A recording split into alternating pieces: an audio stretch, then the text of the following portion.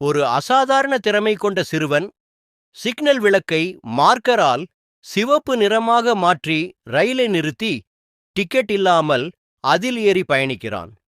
அவன் சாதாரணமாக இயங்கும் ஒரு புதிய இயந்திரத்தை கண்டுபிடித்துள்ளான்.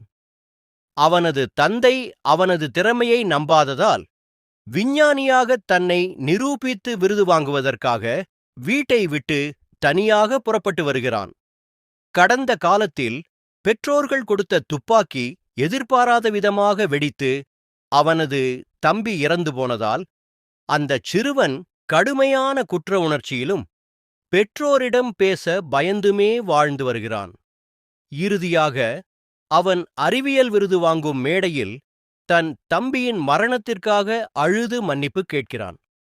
அங்கு வரும் அவனது தாய் அது ஒரு விபத்துதான் என்று கூறி அவனை கட்டிப்பிடித்து ஆறுதல் கூறுகிறார். அவனது தந்தையும் மகனின் திறமையை ஏற்றுக்கொண்டு அவனை கொண்டாடி மீண்டும் தங்கள் குடும்பத்தோடு அன்புடன் இணைத்துக் கொள்கிறார்.